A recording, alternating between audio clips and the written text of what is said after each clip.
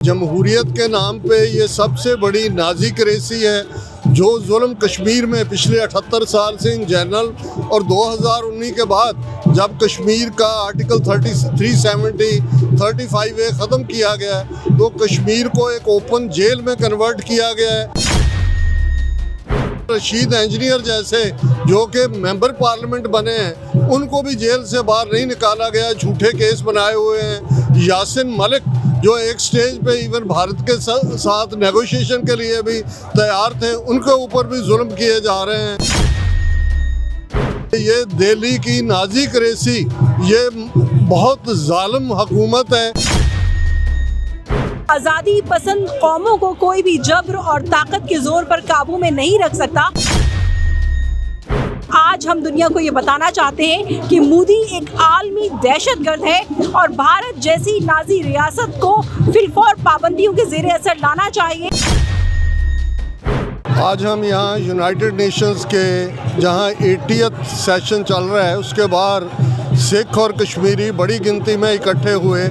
Message एक ही है कि जमहूरियत के नाम पे ये सबसे बड़ी नाज़िक रेसी है जो जुल्म कश्मीर में पिछले 78 साल से इन जनरल और 2019 के बाद जब कश्मीर का आर्टिकल 370-35A ख़त्म किया गया है तो कश्मीर को एक ओपन जेल में कन्वर्ट किया गया है।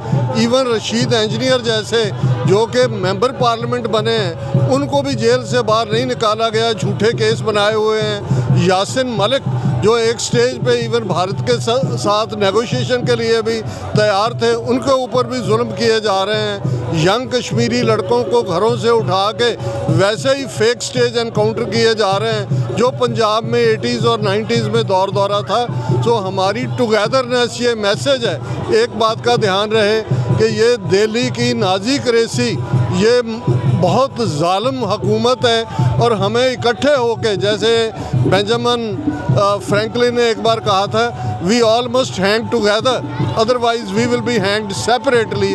आज वक्त है कि सिख, कश्मीरी, नागे, मीज़ो, मणिपुरी टुगेदरनेस के साथ यहाँ यूनाइटेड नेशंस के सामने ये पिटीशन करें कि भाई ये आर्टिफिशियल यूनियन है, हमें अलग होना है, खालिस्तान बनाना है, जम्मू कश्मीर आज़ाद मुल्क होना है और इसके साथ ही नॉर्थ ईस्ट और दूसरे भी आज़ाद होंगे। यही मैसेज आज मैं देख रहा हूँ कि हमारी कश्मीरी बहनें बहुत बड़ी गिनती में यहाँ शमूलियत कर रही हैं। ये मैसेज होता है जब बच्चा और ख़ास तौर पे औरत भी खड़ी हो जाती है शाना बशाना अपने भाइयों के साथ, अपने हस्बैंड्स के साथ, अपने पिता के साथ, तो उस कौम को कोई भी ग़ुलाम नहीं बना सकता।